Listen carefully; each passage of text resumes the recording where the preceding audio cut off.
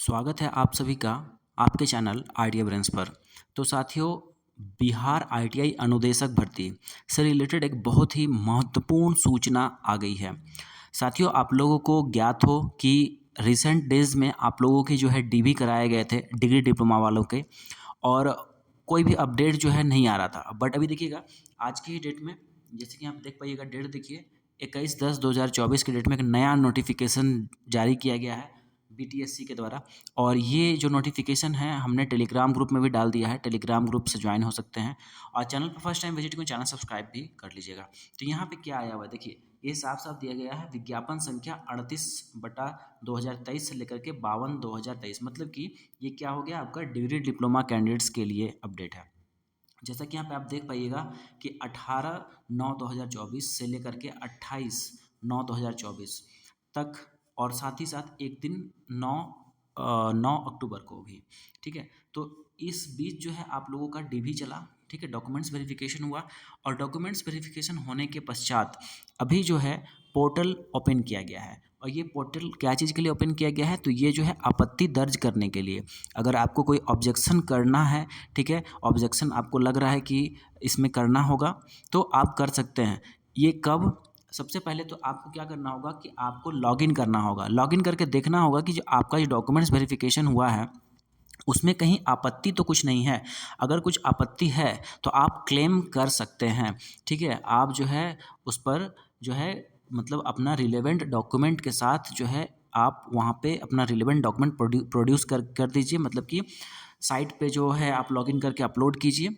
और अगर आपको जो है एक और भी चीज़ है यहाँ पे कि जैसे कि आपका नाम, पिता का नाम, फिर जो है बाकी चीज़ें जो भी है, आप आपसे पर्सनल डिटेल्स में अगर कुछ गलती है तो उसमें भी आपत्ति दर्ज आप कर सकते हैं। तो इसका जो डेट है देखिए, कब से कब तक है, तो ये जो डेट है आपका 22 अक्टूबर से लेकर के 27 तक, शाम के 6 बजे तक आप इसमें जो है आपत्ति दर्ज कर सकते हैं।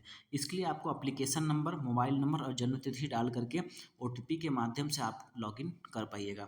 और लॉगिन करने के बाद फिर जो है, जो भी आपको त्रुटि लग रही है, ठीक है, जो भी आपको वहाँ पे भूल दिख रहा है, त्रुटि दिख रहा है, उसको आप जो है क्या कर सकते हैं, तो रेज ऑब्जेक्शन वाले बटन पे क्लिक करके आप आगे प्रोसीड कर सकते हैं।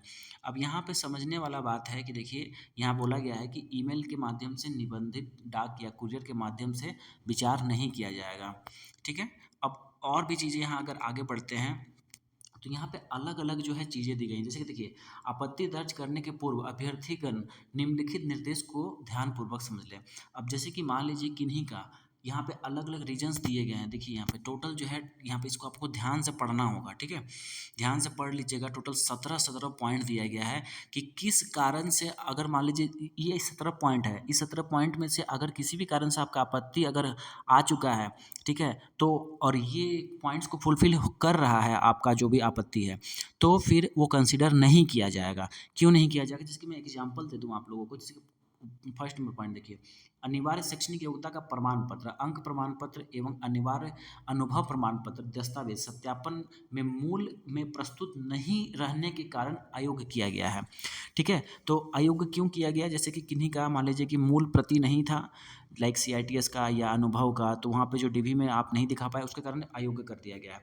ठीक है, दूसरा पॉइंट देखिए, यहाँ पे जो है आपका कार्य अनुभव, सबसे पहले सबसे इंपॉर्टेंट देखिए, जो एक्सपीरियंस के कारण कितने कितने पॉइंट्स के कारण, देखिए यहाँ पे नीचे देखिएगा तो कैंडिडेट्स को क्या कर दिया गया है, रोक दिया गया है। तो यहाँ पर जैसे देखिए, पहला क्या है, जीएसटी निबंधन से संबंधित प्रमाण को उद्योग के रूप में मान्य नहीं किया गया है।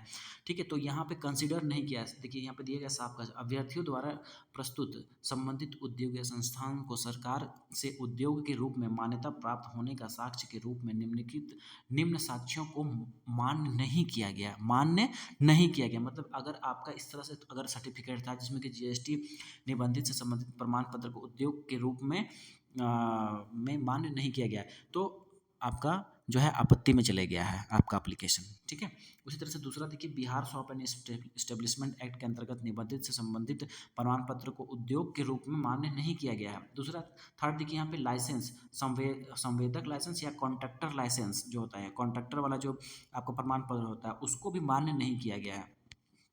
ठीक है, उसके बाद फिर यहाँ नेक्स्ट देखिए, अभ्यर्थियों के ईपीएफओ कटौती संबंधित विवरणिका के आधार पर संबंधित संस्थान को उद्योग के रूप में सरकार से मान्यता प्राप्त होने का प्रमाण नहीं माना गया है। ऐसी स्थिति में आपत्ति आपके एप्लीकेशन में होगा। अब आपको जो है उससे रिलेटेड जो है आपको दस्तावेज वहाँ पे जो रिलेवेंट है उसको प्रोड्यूस करके वहाँ पे डालिए, मतलब कि दूसरा अपलोड करके देखिए।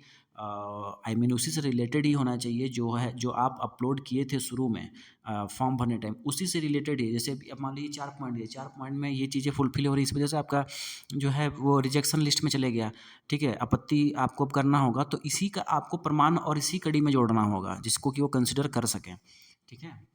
उसी तरह से स्ट्रीम इंजीनियरिंग वगैरह का देखिए चीज़ें दी गई हैं। फिर यदि और सब भी यहाँ पे दिखा दें आपको मुख्य जो है, ठीक है। जैसे कि यहाँ पे देखिए कार्य अनुभव जो है 25/11/2023 तक निर्गत होने पर मान्य किया गया है। इस तरह से है। आगे अगर नीचे देखिएगा तो कुछ का जैसे कि मैच कर गया है आपका CITS का सेशन, और उसी टाइम जो है कार्य अनुभव भी है या फिर जो है और दूसरा क्वालिफ़िकेशन है, तो उसमें भी वो ओवरलैप होने के कारण भी यहाँ पॉइंट है कहीं पे।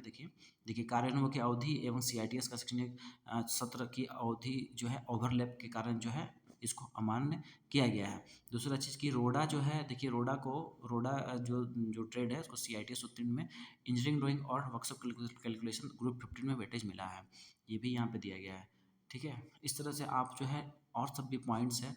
जैसे कि यहाँ देखिए 9-10 नंबर पॉइंट में दिया गया है कि वर्णित कार्यानुभव अवधि की गणना दिनांक 19/9/2023 तक की गई है। तो इसके यहाँ तक जिनका फुलफिल हो रहा होगा, जैसे कि डिग्री डिप्लोमा वालों का, तो डिप्लोमा वालों का जैसे कि 2 साल का और डिग्री वालों का 1 साल का तो ही मान्य किया गया होगा, ठीक है। तो ये जो है शर्तें हैं। और अभी आप लोगों का जो है ऑनलाइन ऑब्जेक्शन आप लोग कर सकते हैं, जिनका भी आपत्ति में कंसिडर हो गया है, आपत्ति में आ गया है, तो वहाँ पे आप अपना जो है आपत्ति दर्ज कर सकते हैं।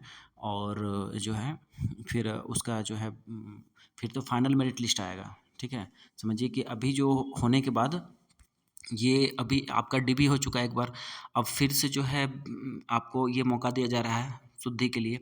उसके बाद फिर जिनका जिनका कंसिडर होगा वो समझिए कि फाइनल मेरिट में ही उनका नाम आएगा। और जो है एक बार विभागीय वेरिफिकेशन भी होगा, तो वो जो भी आएगा अपडेट आप लोग को मैं बता दूंगा।